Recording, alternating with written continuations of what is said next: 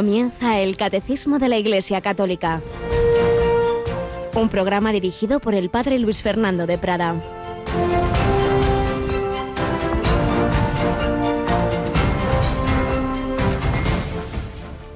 Estos son mi madre y mis hermanos. El que haga la voluntad de Dios, ese es mi hermano y mi hermana y mi madre. Alabados sean Jesús, María y José. Muy buenos días, muy querida familia de Radio María. Se nos acaba este mes de enero, estamos ya a 29 y hoy el Evangelio de la Misa, Jesús nos dice estas palabras cuando le dicen que están fuera tu madre y tus hermanos, es decir, sus familiares cercanos. Ya sabéis que hermanos en ese lenguaje semítico, bíblico, es familiares en general. Y entonces había ido la Virgen con algunos primos suyos, quienes fuera, pero Jesús aprovecha esa ocasión para decir que realmente todo aquel que haga la voluntad de Dios entra en su familia. Ese es mi hermano y mi hermana y mi madre. Y comenta el padre José Fernando Rey Ballesteros en ese comentario que hace al Evangelio de cada día. ¿Has intentado alguna vez arrancar tu vehículo a un punto muerto? ¿O mientras pisabas el pedal del embrague a fondo? En estos casos, por mucho que pisemos el acelerador, lo único que producimos es ruido, pero el vehículo no se mueve, porque el motor se encuentra desconectado de las ruedas. Bueno, ¿y esto a qué viene? Pues enseguida nos lo explica.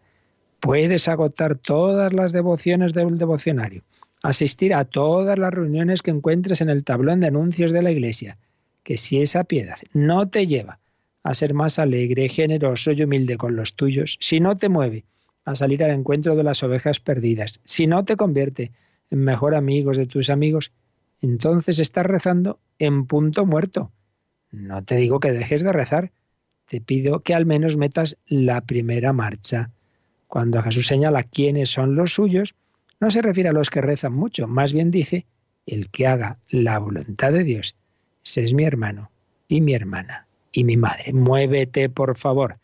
Por supuesto, como él mismo dice, no es que no haya que rezar. No, claro que sí. Sin motor no se mueve el coche, pero sin conectar las ruedas con el motor tampoco. Por tanto, hagamos oración, pero que esa oración nos lleve al día a día, nos lleve a hacer la voluntad de Dios. Hagamos oración, también la hacemos de una manera muy especial en Radio María la Víspera los primeros viernes. Tenemos con nosotros a Rocío García. Buenos días, Rocío. Hola, padre, buenos días. Bueno, pues en efecto nuestra oración así larga, en directo, comunitaria y en la radio y no desde la retransmisión es la que tenemos este jueves, ¿verdad? Este jueves a las 11 de la noche les invitamos a unirse a la Hora Santa de Radio María, la víspera del primer viernes de febrero.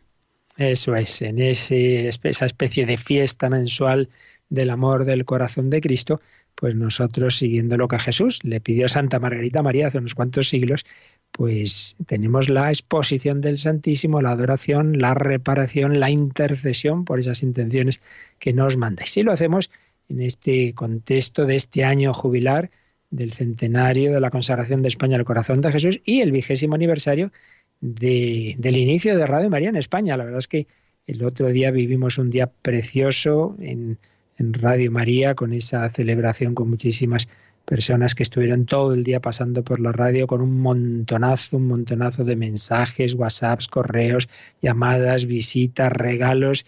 Un día muy bonito, pues que inicia este año, que va a tener un momento, ya lo hemos ido diciendo y os iremos dando detalles, especialmente festivos. Y si a la emisora no pudimos invitaros físicamente a venir a la misa, porque ahí no cabemos nadie, sí que os invitaremos el 27 de abril, sábado de la octava de Pascua. Tendremos una Santa Misa en un colegio de Madrid y bueno, todo un día de celebración, que ya os decimos esa fecha para que os la guardéis, porque ahí sí que hemos buscado un sitio donde quepamos muchos para celebrar ese 20º aniversario de Radio María. Pero esta semana, además de la Hora Santa, Rocío, como el Papa no para, pues tenemos una celebración que vamos a retransmitir desde la Basílica de San Pedro, ¿verdad? Pues sí, parece que se le quedó corta a la JMJ, entonces ha decidido convocarnos también a la misa en la presentación del Señor. Va a ser este sábado 2 de febrero y la ceremonia empieza a las 5:30 de la tarde. Es una Santa Misa en la que se celebra especialmente la Jornada de la Vida Consagrada, creo que lo inició San Juan Pablo II, y por ello pues también la retransmitimos porque sabemos que son muchísimos los religiosos, religiosas y diversas formas de consagración que siguen Radio María y queremos compartir con ellos esa celebración. Pero como bien dices, al Papa no le ha bastado ir y volver de Brasil, y digo de Brasil, de Panamá, y se marcha a los Emiratos, ¿no es así? El domingo empieza este viaje por los Emiratos Árabes Unidos, sí. Así es, ahí ya os iremos dando la información en los informativos, pero que ya desde ahora pues lo tengamos también presente en nuestra oración. Pues esta semana termina el mes de enero, entramos en febrero, esa fiesta bonita de la presentación del Señor en diversas iglesias, parroquias, se mantiene el Belén hasta ese día porque todavía es un misterio de la infancia. Como sabéis, es el cuarto misterio gozoso también del Santo Rosario. El niño Jesús va en brazos de María y de José y el anciano de Simeón está ahí esperando. Ahora, Señor, según tu promesa, puedes dejar a tu siervo irse en paz. Pues por ese Jesús que ya dijo Simeón que iba a ser signo de contradicción, que unos iban a dar la vida por él y otros a intentarlo matar a él. Y lo mataron, claro que sí, no en el primer momento con Herodes, pero sí 30 y tantos años después. Y a sus seguidores. Por eso, en esta primera sección testimonial, seguimos recogiendo testimonios de perseguidos por la fe. Estamos terminando esta historia de Nicole Sadunaiti.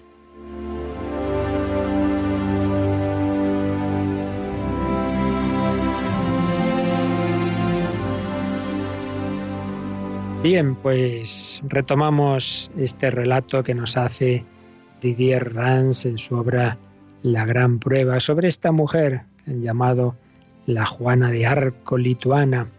Recordáis que había estado 3 años en un campo de concentración, otros 3 años en un bosque y realmente sometida a condiciones que, bueno, lo que querían es que se muriera, pero esa fortaleza física, psíquica, espiritual de esta mujer, o sobre todo espiritual, porque físicamente estaba bastante hecha polvo, pero el Señor la mantuvo. Y por fin, el 7 de julio de 1980, regresa de la Unión Soviética a Lituania libre. Bueno, libre relativamente, todavía existía esa Unión Soviética y las autoridades le prohíben realizar cualquier tipo de trabajo. Un viejo sacerdote la contrata como chica para todo y así logra instalarse en casa de su hermano y su cuñada. A pesar de las amenazas de la KGB, esa temible policía soviética, Nicole seguirá dando testimonio de su fe y sus experiencias. La KGB, molesta por la popularidad de Nicole en toda Lituania y por su importante papel en la Crónica, ese periódico católico, esa revista católica que contaba lo que realmente ocurría y por la cual, por colaborar con ella, fue detenida, pues por todo ello deciden castigarla de la peor manera posible, haciendo sufrir a otras personas por su causa. En efecto, a los pocos meses de su regreso, su hermano Josué será arrestado e internado en un hospital psiquiátrico. Es lo que hacían con algunos, como diciendo, bueno, es que estos creyentes están locos, necesitan ese tratamiento psiquiátrico, era en realidad una cárcel. Desolada, su sobrina Marina, de 8 años, la hija de ese hermano, se mete debajo de una mesa y decide no volver a salir. No quiere saber nada de este mundo malvado. Nicole, que acaba de escribir Una sonrisa en el Gulag, libro que conseguirá publicar en el extranjero, desafía la prohibición y va a ver a su hermano al hospital. Durante la visita la acusan de insultar a un médico y la KGB envía a unos milicianos para arrestarla. El 27 de noviembre de 1982, Nicole consigue escapar de la policía disfrazándose de anciana. A partir de entonces abandona su casa y se sumerge en la clandestinidad. La KGB pone precio a su cabeza. Ofrecían un coche nuevo a la persona que la denunciara.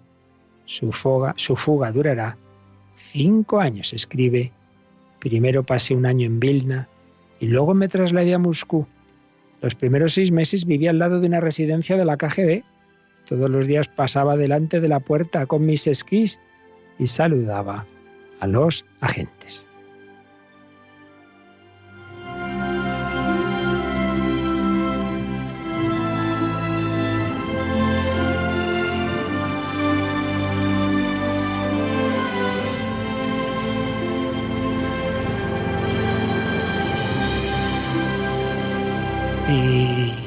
Y así pues estuvo la pobre bastante tiempo, constantemente cambiando de ropa, peluca, bufanda, boina. En una ocasión 2 hombres, sin duda enviados por la KGB, la esperan con un cuchillo en la puerta de la casa donde acaba de entrar.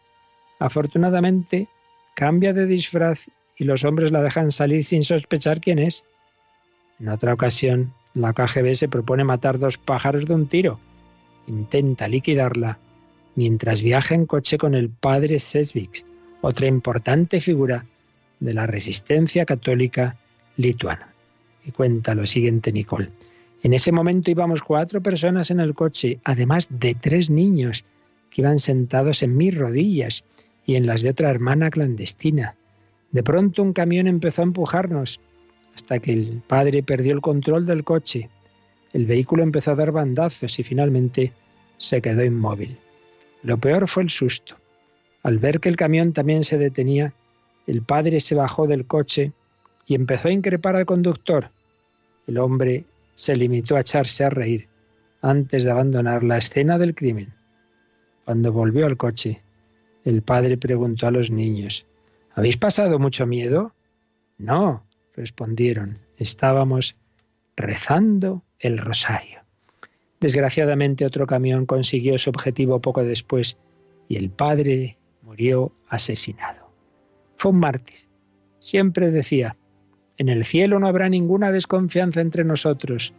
Todos sabremos lo que han hecho por nosotros los demás y nos sentiremos agradecidos por esa ayuda mutua. En el infierno, en cambio, unos se dirán a otros: por tu culpa estoy aquí. Los mártires nos aman profundamente. No debemos olvidarlo nunca.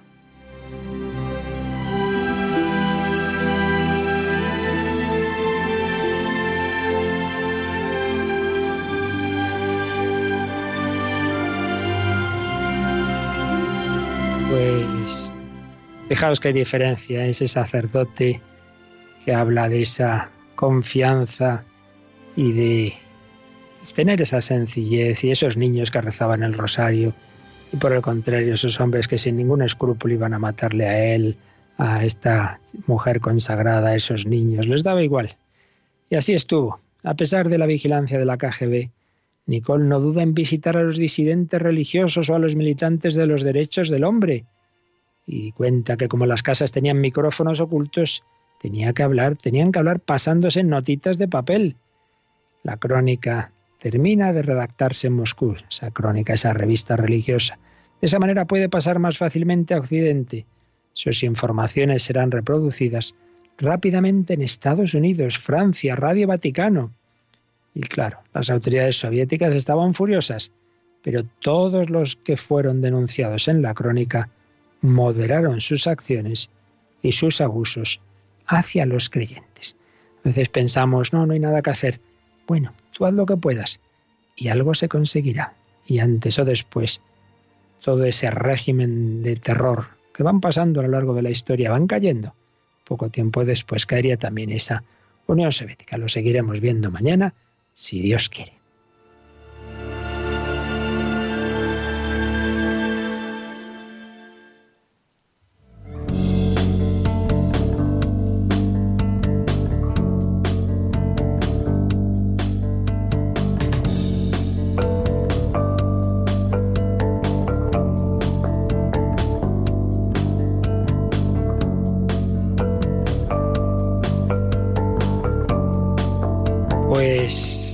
Sí, personas que han dado la vida por la fe católica, que han luchado por esta Iglesia, porque eso es luchar por Jesucristo que la fundó.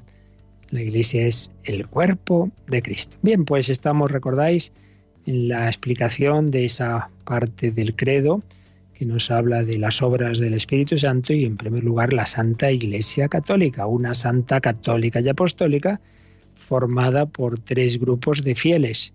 La jerarquía, es decir, obispos, sacerdotes, diáconos, los laicos y la vida consagrada. Y estamos terminando hoy, lo hacemos ya, este primer grupo de fieles, la jerarquía. Hemos visto cómo el Señor escogió a los apóstoles y sus sucesores, que son los obispos, que tienen esa tarea del pastoreo, de prolongar la acción del buen pastor, con 3 dimensiones. La dimensión doctrinal, la enseñanza de lo que Jesucristo nos enseñó, pues se nos transmite por la tradición, la Escritura, pero es ese magisterio de los obispos y del Papa, sucesores de los apóstoles y de Pedro, los que nos dan, digamos, la interpretación correcta, cuando, pues claro, uno coge la Escritura y puede entender una cosa, puede entender otra, y el Señor pues ya sabía que eso iba a pasar, y entonces pues hace esa promesa: el que vosotros escucha, a mí me escucha, y nos garantiza que nos llega a través de la jerarquía, con la asistencia del Espíritu Santo, su enseñanza. Una primera misión o función que prolonga la acción de Cristo Maestro. Yo soy la verdad. Una segunda función, que es la de santificar a través de los sacramentos. Haced esto en memoria mía. Al que perdonéis los pecados, les quedan perdonados. La acción, la misión, la función litúrgica.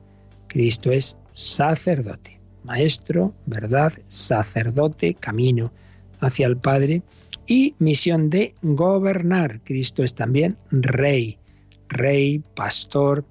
Él es el que nos guía. Pues bien, el Señor nos guía ahora a través de esos apóstoles y sus sucesores. Pastorea a mis ovejas, le dice Jesús resucitado a Pedro, cuando ya se le aparece después de, que Pedro le había negado. Sí, había sido débil, él personalmente negó al Señor, pero Jesús no le retiró ese carisma, esa función suya, sino que le dice: Simón, hijo de Juan, ¿me amas? Pues pastorea a mis ovejas. Y es donde nos hayamos quedado, esa misión de pastorear, esa misión de gobernar, que tienen los obispos como vicarios de Cristo en sus diócesis, y luego todos ellos unidos bajo el Papa, con Pedro y bajo Pedro, pues una misión de pastoreo universal. Y habíamos visto el último número, pero un poco deprisa, no lo habíamos acabado de ver, así que retomamos el comentario en este número 896, que nos habla de esa misión de gobernar de los obispos. Lo tomamos, Rocío, 896. El buen pastor será el modelo y la forma de la misión pastoral del obispo. Consciente de sus propias debilidades, el obispo puede disculpar a los ignorantes y extraviados.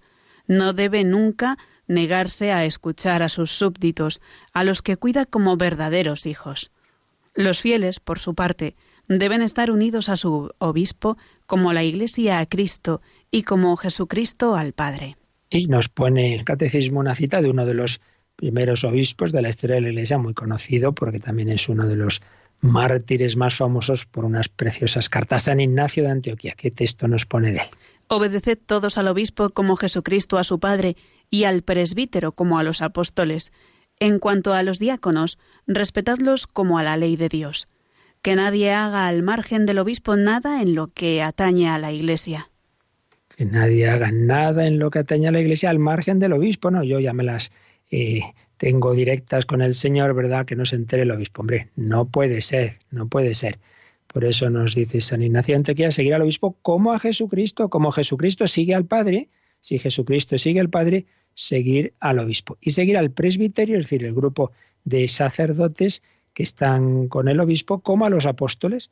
Jesucristo sigue al Padre, los apóstoles seguían a Jesucristo. Bueno, pues hoy día nosotros seguimos a Cristo obedeciendo al obispo, y luego también el obispo con el colegio de sus presbíteros, es decir, el presbiterio. La Iglesia es una familia organizada jerárquicamente. A nosotros, sobre todo en España, somos tan individualistas y tan ácratas, estas cosas nos cuestan, ¿verdad? Preferimos cada uno a su aire. Pues no puede ser. Claro que el Señor tiene un trato personal y nos mira a cada uno en particular, pero una personalidad que debe integrarse en una familia, en una gran familia organizada. Pues claro que una familia numerosa, cada hijo es cada hijo y tiene sus cosas, ¿no? Cada uno es cada uno y tiene sus cada unadas, sí, hombre, pero si aquí todo el mundo hace lo que le da la gana, es un caos, hay que organizarse. Te toca a ti poner la mesa y a ti cuidar de tu hermano pequeño y obedece a este, y los padres, por supuesto, pues hay que obedecer los hijos a los padres, en fin, pues como una familia también en la Iglesia. Así pues, el pastor, el buen pastor es el modelo y la forma de la misión pastoral del obispo. Tiene que mirar a Jesús, como Jesús pastoreaba. Y se nos ha dicho una cosa muy bonita, basada en un texto de la carta a los Hebreos. Dice que el obispo, consciente de sus propias debilidades, puede disculpar a los ignorantes y extraviados. La carta a los Hebreos habla de que, claro, que todo sacerdote, está hablando a los judíos que se habían convertido al cristianismo, pues como los sacerdotes, pues claro, hombres débiles, los del Antiguo Testamento y los del Nuevo, pues con sus debilidades y pecados, y eso mismo ayuda a luego disculpar y comprender a los ignorantes y extraviados. Si tú eres débil, pues sé también compasivo con los débiles. No debe negarse nunca a escuchar a sus súbditos. Esto es muy importante.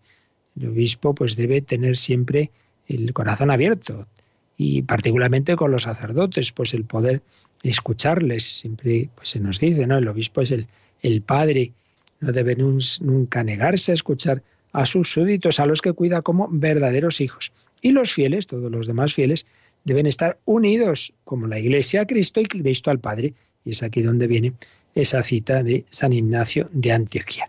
Pero vamos a leer un número marginal que nos sugiere aquí el Catecismo, el 1550, que nos da unas claves muy, muy importantes de algo que ya dijimos en otros días, pero que conviene que insistamos en ello. Vamos a leer este número que está bastante más adelante en el Catecismo, está en la parte de la liturgia, la segunda parte del Catecismo, cuando se nos hable del sacramento del orden, de la ordenación sacerdotal y episcopal.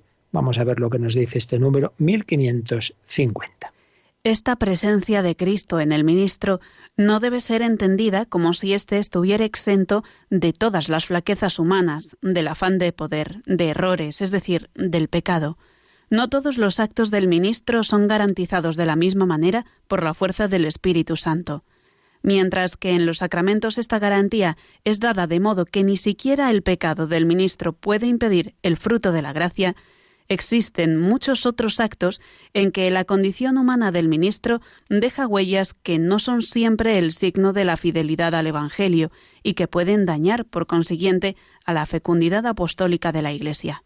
Bien, de esto hablamos ya en otro día, pero aquí está expresado de una manera muy profunda y muy bella.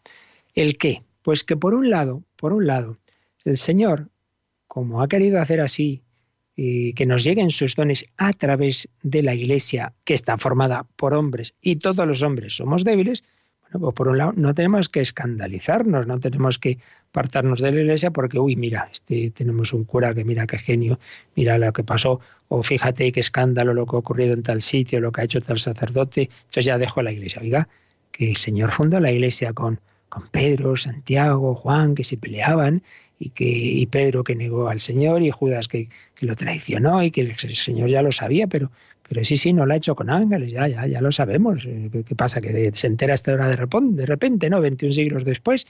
Entonces así. Entonces, por un lado, el comprender esa debilidad que tenemos todos. Esta presencia de Cristo en el ministro no debe ser entendida como si estuviese exento de todas las flaquezas humanas, como es el que me da la comunión y el que me perdona los pecados, y luego me entero de esto y hasta no vuelvo a confesarme. Hombre, pues claro, que él también se tiene que confesar, claro. Algunos se piensa que los sacerdotes no nos confesamos, pues claro que lo hacemos, porque también somos débiles y pecadores. Entonces, por un lado, esa comprensión, porque ahora aquí parece que hay que tener misericordia con todo el mundo menos con los sacerdotes. Ahí a eso no se les perdona uno. Hombre, pues algo está ahí fallando, ¿no? Pero vamos al punto teológico que es muy, muy importante, ¿no? Dice, no todos los actos del ministro es decir, el sentido, ¿no?, del ministerio, el ministerio sacerdotal, sea en su grado supremo, que es el del obispo, el episcopal, o sea en el presbiterio. No todos los actos del ministro, del sacerdote, del obispo, son garantizados de la misma manera por la fuerza del Espíritu Santo. ¿Qué quiere esto decir? Vamos a ver. Cuando el Señor nos llama a algo y nos da, en este caso, un sacramento, el sacramento del orden, quiere decir que Él nos da su gracia para, con su gracia, realizar esa vocación, esa misión, sea en el sacerdocio, sea en el matrimonio, sea en el bautismo, para ser cristiano, la confirmación, para ser testigo de Cristo, la unción, para llevar bien la enfermedad y si es voluntad de Dios curarse, etcétera, etcétera. Dios nos da su gracia. Pero luego siempre está el tema que la gracia no anula la naturaleza humana, que es libre.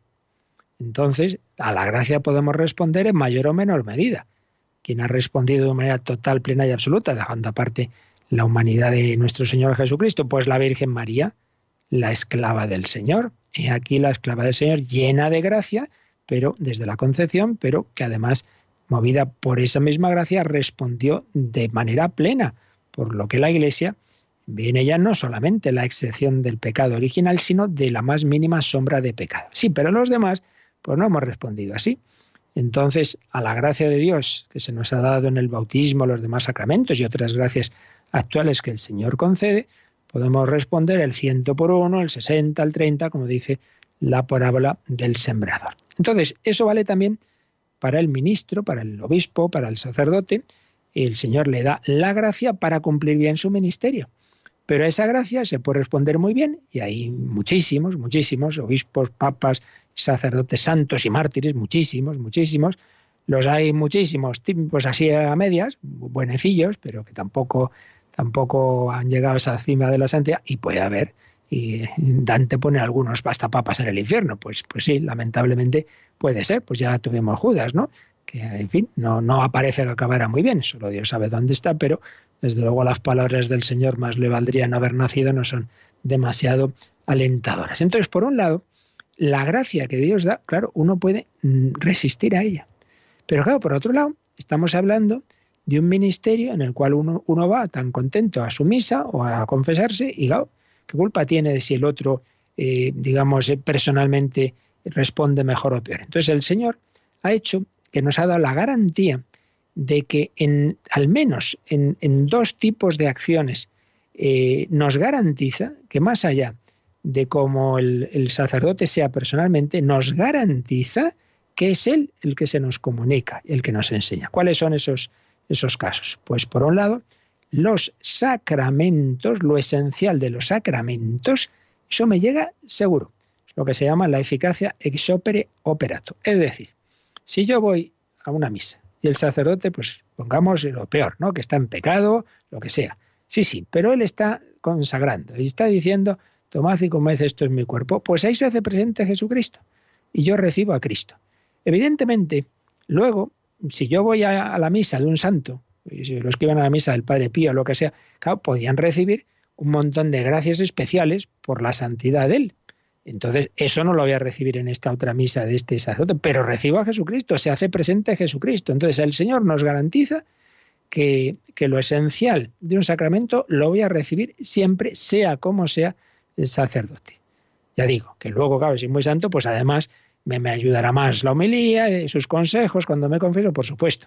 Pero desde luego, aunque no sea así, yo tengo esa garantía. Y lo mismo, en la enseñanza, pues un sacerdote, un obispo en particular, un papa en una enseñanza en privado, digamos, en un grupo reducido, lo que sea, pues no está garantizado que lo que diga sea lo más correcto, pero sí me garantiza Jesucristo lo que dijimos en días anteriores, que cuando es los obispos unidos al papa, o el papa como tal, con esas tres condiciones que dijimos, están enseñando en la materia propia de la doctrina de la Iglesia, es decir, fe y moral, que están dirigiéndose a la Iglesia universal, no a un grupito particular, no una cosa, una opinión personal, no una entrevista, sino un acto de magisterio universal, en un concilio, en un documento, pues eso, dirigido a toda la Iglesia, y con un carácter definitivo, no simplemente, una catequesis que se da, una enseñanza en una encíclica, sino no. Esto es definitivo, con toda la autoridad apostólica, definimos que esto tal. Cuando están en esas tres condiciones, es un acto infalible. Pues algo así como el ex opere operato de los sacramentos. Ahí el Señor garantiza que si la Iglesia me está enseñando con toda su autoridad que algo de fe, de moral es así, pues es así. Porque que si no, entonces sería falsa las palabras de Jesús. El que a vosotros escucha, a mí me escucha. Tú eres Pedro, sobre esta piedra edificaré mi iglesia. Ahí el Espíritu Santo garantiza la enseñanza de Cristo, la gracia de Cristo, que yo le recibo a Él, su palabra, su cuerpo, su perdón. Pero ya lo demás depende de la respuesta del sacerdote o del obispo a la gracia de Dios. Por tanto, hay que conjugar estas dos dimensiones teológicas. La tranquilidad de que la enseñanza de Cristo enseñada por la Iglesia en los actos a lo largo de la historia de la Iglesia, han sido definitivos. Eso es intocable, porque ahí está garantizado por el Espíritu Santo. Ahora, luego otras muchas cosas que uno oye aquí y allá, y este sacerdote que dice no sé qué, y el otro no sé cuál, y tal obispo que ha salido por no sé qué sitio, y diversas enseñanzas de un grado, un nivel limitado. Bueno, pues ahí pueden equivocarse. Y siempre hay que tener, como ya dijimos, una actitud de humildad, de asentimiento interior, pero condicionado, no es un acto de fe, como el que hay que dar a las definiciones definitivas, infalibles, etcétera, etcétera. Y lo mismo los sacramentos. Lógicamente, si puedo ir a la celebración o a la confesión un sacerdote muy santo y tal, pues mejor. Pero si el que pillo pues no es precisamente así, bueno, pero tengo que tener la tranquilidad de que es Jesucristo el que se hace presente en esa celebración, es el cuerpo de Cristo el que yo recibo en la comunión y es el perdón de Cristo el que yo recibo cuando me confieso, y aunque el que esté diciéndome yo te absuelvo, pues él también tenga mucho de qué arrepentirse. Esa es la confianza, pero a la vez con esa comprensión de que el sacerdote y el obispo, como todos, pues es débil y es frágil y tiene sus pecados. Pues vamos a dar gracias a Jesús, el buen pastor, y a pedirle que nos dé esa visión de fe para darnos cuenta de que es Él el que nos guía a través de su Iglesia. Lo meditamos un momento musicalmente.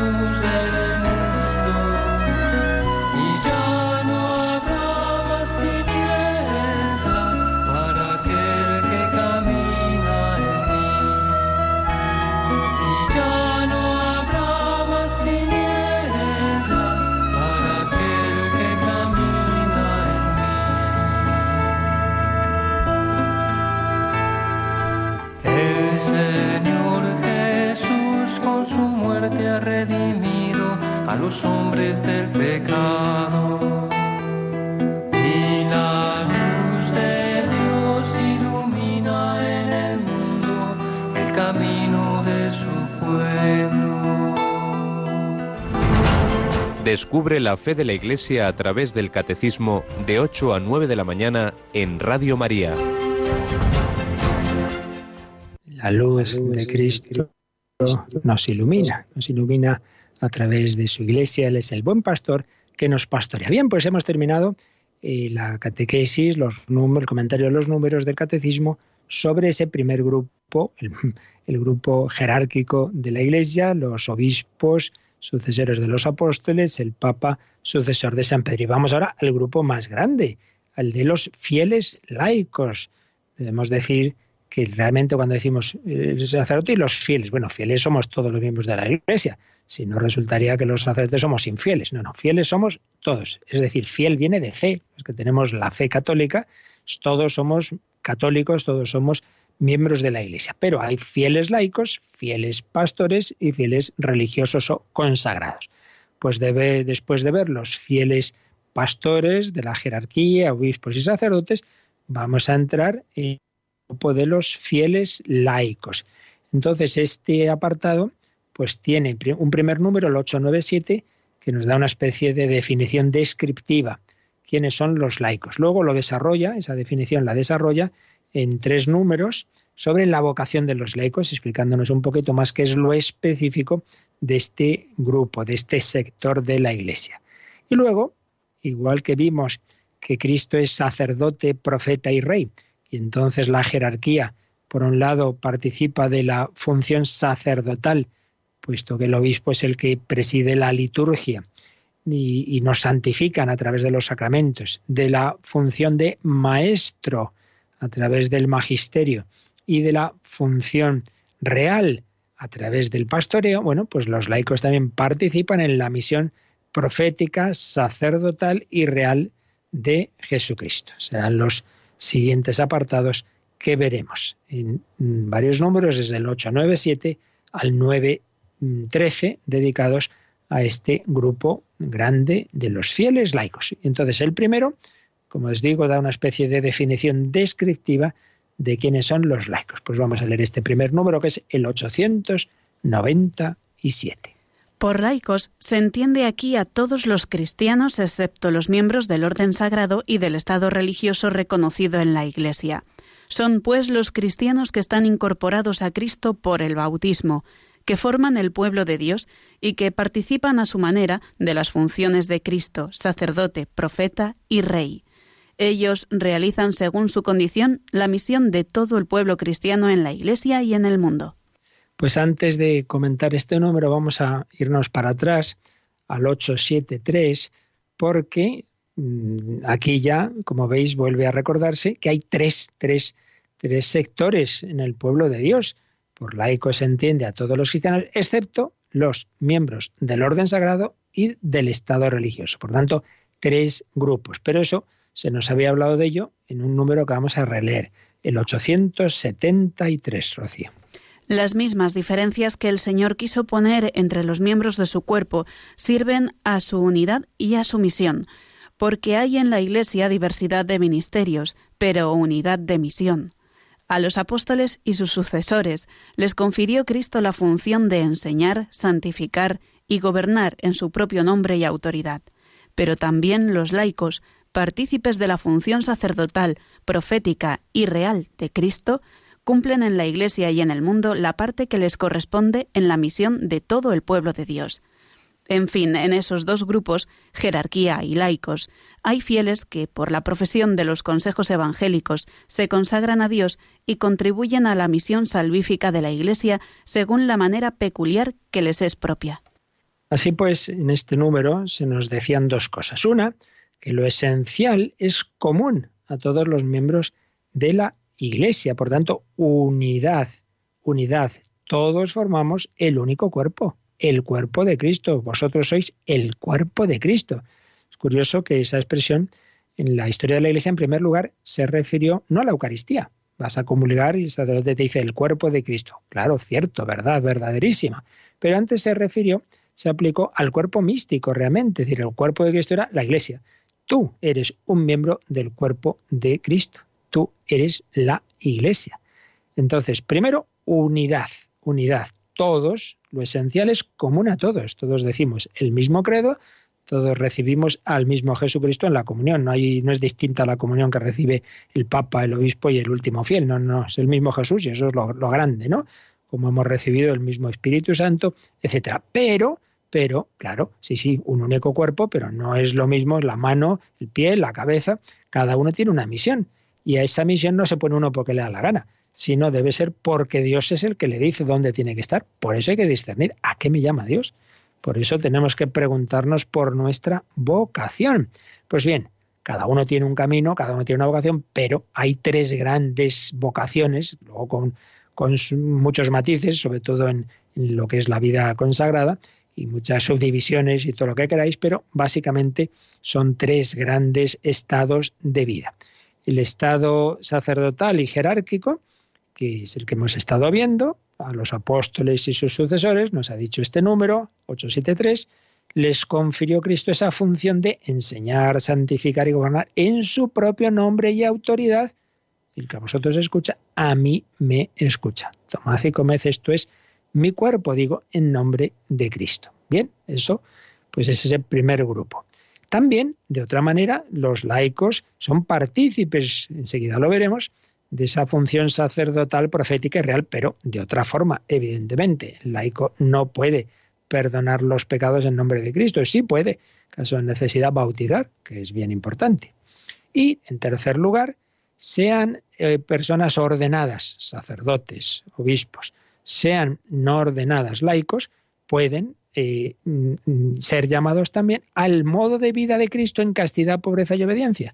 Y ese es el estado religioso o de vida consagrada. Por eso hay obispos que antes han sido monjes o franciscanos o jesuitas, bueno, el Papa tiene más lejos, ¿no?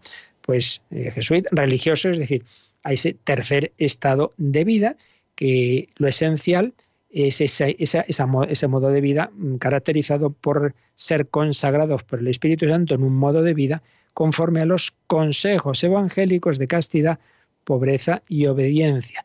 Puede haber, y hay, un sacerdote de rito oriental que esté casado, y entonces es sacerdote, pero no es religioso, no es consagrado. Y en cambio, puede haber y hay religiosos no sacerdotes, de órdenes en las que, pues eso, es un hermano, que decimos, o religiosas, que evidentemente tampoco son sacerdotes, son consagradas por el Espíritu Santo para llevar el modo de vida del Señor Jesús y de la Virgen María en castidad, pobreza y obediencia. Tres estados de vida. Pues bien, volvemos a donde estábamos, al 897, entonces se nos ha dicho que por laicos se entiende a todos los cristianos, excepto los otros dos grupos. O sea, el primer acercamiento al concepto de laico es un poco por exclusión. Los que no seáis ni obispos, sacerdotes, ni religiosos, pero sois cristianos, bueno, pues es un primer paso para entender quién es laico. Pero ahora ya en positivo sigue diciendo el 897. Son los cristianos que están incorporados a Cristo por el bautismo. Claro, esto es lo primero y principal. Lo esencial del laico, como de los demás grupos de miembros de la Iglesia, es que están incorporados a Cristo. No es una cosa meramente sociológica, jurídica, usted firma aquí, ya es socio de esto, no. Confirma y sin firma, aunque se haya perdido mi partida de bautismo, lo esencial es que yo quedé unido a Cristo, incorporado a Cristo, marcado por el sello del Espíritu Santo que me configura a Jesucristo. Incorporados a Cristo por el bautismo. Y eso implica también formar parte del pueblo de Dios, porque ya hemos dicho que Jesús no ha establecido una relación individualista con él. A la vez que te incorporas a Cristo, entras a la Iglesia. A la vez que entras a la Iglesia, te incorporas a Cristo. No se puede separar. Lo que Dios ha unido, que no lo separe el hombre. El bautismo nos hace miembros de Cristo y por tanto hijos de Dios y templos del Espíritu Santo y miembros de la Iglesia. Cristianos incorporados a Cristo por el bautismo, que forman el pueblo de Dios y que participan de las funciones de Cristo, sacerdote, profeta y rey. Por eso en el bautismo se unge la cabeza del bautizado con el crisma, como señal de que ha quedado configurado a Jesucristo en esas funciones que se unieron en él. El Antiguo Testamento estaba separado, los sacerdotes, los profetas y los reyes. Cristo engloba todo. Es sacerdote que ofrece el sacrificio de su propia vida como cordero que quita el pecado del mundo. Es el profeta que habla las palabras de Dios. El que me escucha a mí, escucha al Padre. Y el que os escucha a vosotros, me escucha a mí. Es profeta, es el profeta del Padre y es rey, el verdadero rey, el descendiente del rey David. porque nos enseña a gobernarnos a nosotros mismos y Él tiene derecho de gobernar el mundo entero. Sacerdote, profeta y rey. Pues bien, el laico queda hecho miembro de Cristo y asume esas funciones también. También el laico tiene que ofrecer su vida como sacerdote, ofrecer el sacrificio de su vida. Tiene que ser profeta, como hablando del Señor, testimoniando con su propio ejemplo de su vida y también, cuando hay la ocasión, con sus palabras. Y tiene que ser rey, rey de sí mismo, no dejándose llevar de apetencias egoístas, sino gobernando toda nuestra psicología con la razón y la razón gobernada por la fe y el Espíritu Santo, y colaborar también a extender el reino de Dios en la sociedad, empezando por su propia familia, etc. Y finalmente dice este número, ellos, los laicos, realizan, según su condición, la misión de todo el pueblo cristiano en la Iglesia y en el mundo. Todos, sacerdotes, religiosos, laicos, todos tenemos la misma misión, vocación a la santidad y misión de hacer presente el reino de Dios en el mundo, pero cada uno tenemos que cumplirla de una determinada forma, cada uno según su estilo de vida que ha quedado marcado por la vocación que Dios nos ha dado, de manera muy distinta. Realiza la vocación cristiana a la santidad y a la evangelización un cartujo, una carmelita, un franciscano, un padre de familia, un misionero, un obispo, pues claro. Lo esencial, sí, lo esencial, amar a Dios, amar al prójimo, la Eucaristía, obras de misericordia, sí, eso da igual en un convento o en tu casa. Pero luego la manera concreta, pues varía mucho, como es natural. Y en tal convento se rezan laudes a toque de campana, y en tu casa, pues cuando puedes, y te deja el niño y te puedes escapar a rezar un ratito, pues es distinto. Así pues, entramos en este gran sector, el más numeroso y en cierto modo podemos decir más importante, porque claro que quien debe pastorear es el grupo anterior, el grupo de los pastores, que es fundamental, sí, pero ya me dirás tú, sí, a quien pastorea. Lo esencial es que haya ese pueblo de Dios que haga presente en el mundo, que es lo que Dios ha querido, santificar este mundo como camino para llegar al reino de los cielos. Así pues, un acercamiento a este concepto de laicos que vamos a ampliar viendo otro par de documentos. Uno del Vaticano II, el Ad Gentes, sobre la misión. Ahí se nos dice, ya lo veremos el próximo día, que cuando llega la Iglesia a un país nuevo, no se puede considerar que está ya, digamos, establecida si no hay un laicado. Como la vida religiosa, no basta que llegue un sacerdote y empiece a predicar, no. Sí, hace falta el sacerdote, por supuesto, con un obispo, enviado por un obispo, dependiente de él, pero hace falta también que se haga presente el modo de vida de Jesús, en castidad por excelencia, y obviamente hace falta un laicado que haga presente en el día a día de la vida ordinaria, en la familia, en el trabajo, etcétera, que haga presente ese reino de Dios. Lo veremos, porque ya se nos acaba el tiempo, en Ad Gentes 21, y luego veremos cómo esa definición descriptiva del laicado la profundizó el gran documento postsinodal sobre los laicos, que es la exhortación apostólica de San Juan Pablo II, Christi Fideles Laici, los laicos, los fieles laicos, Christi Fideles, los fieles cristianos laicos. Fue la exhortación posterior a un sínodo que trató precisamente sobre los laicos y que es el documento fundamental pues sobre la teología y la espiritualidad del laicado. Por tanto, cuando queráis profundizar en vuestra propia vocación laical, queráis pues tener una reflexión en un grupo, lo que sea sobre ella, pues es el documento fundamental junto al Vaticano II, Lumen Gentium, Apostolica Actuositatem, etcétera, que tenemos, digamos, de referencia sobre ello. Lo dejamos aquí para poder responder a alguna cuestión y si queréis ahora también, por correo, por teléfono, como nos van a recordar.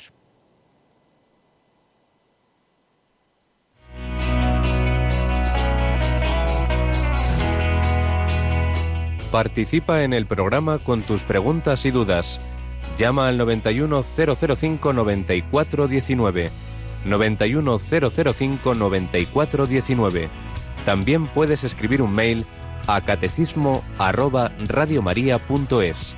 catecismo@radiomaria.es.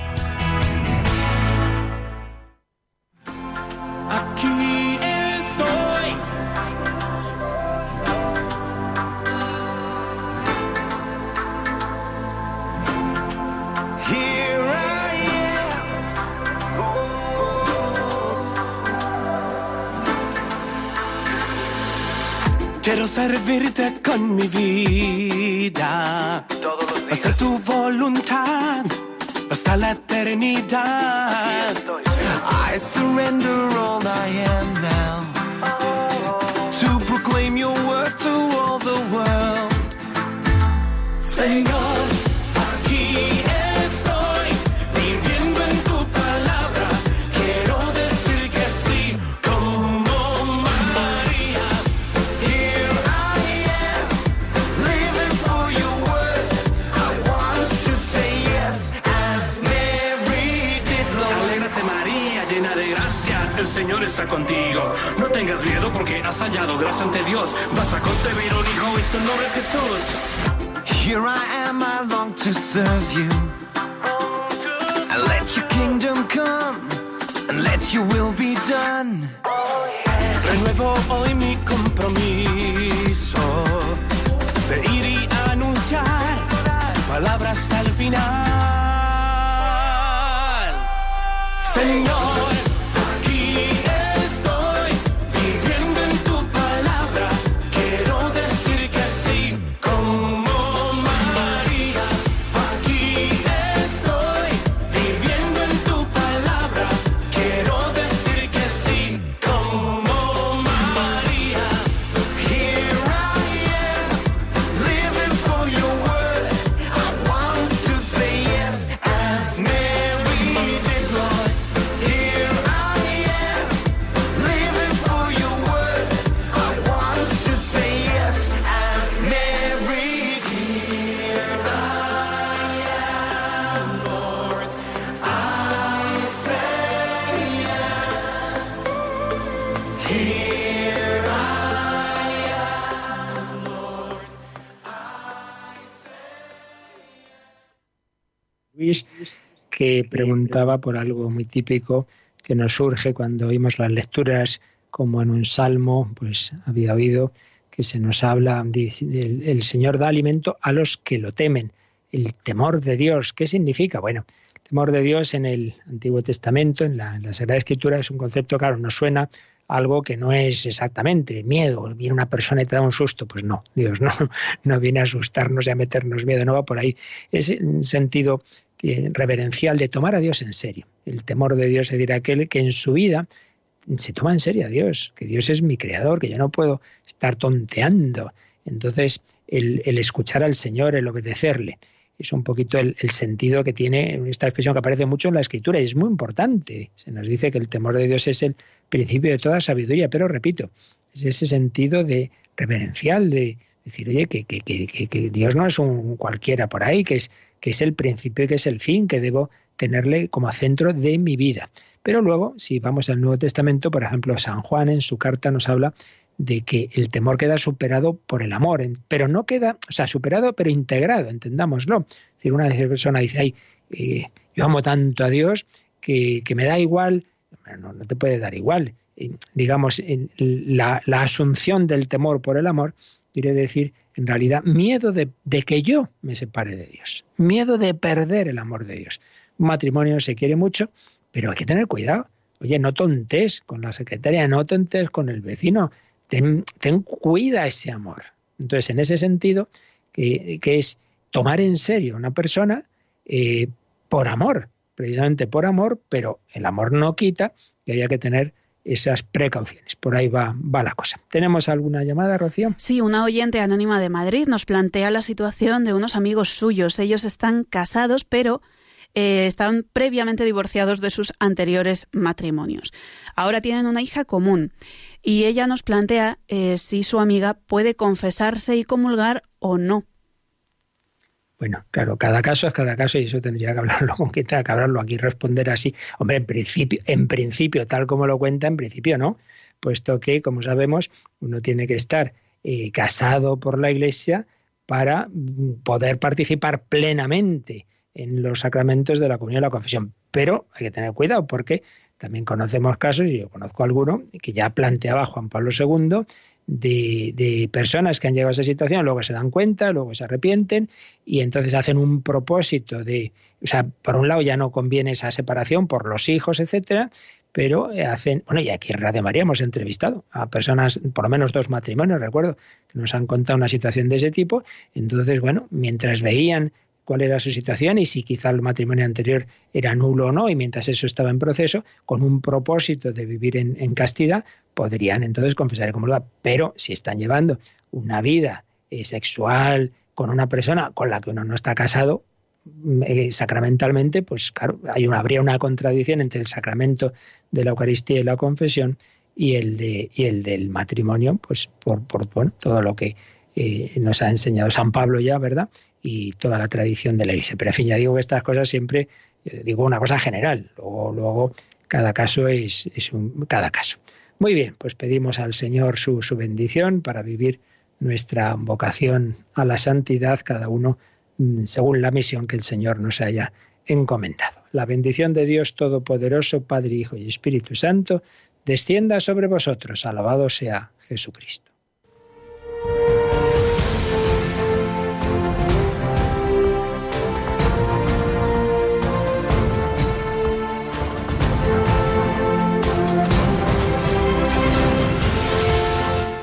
Han escuchado en Radio María el Catecismo de la Iglesia Católica, un programa dirigido por el Padre Luis Fernando de Prada.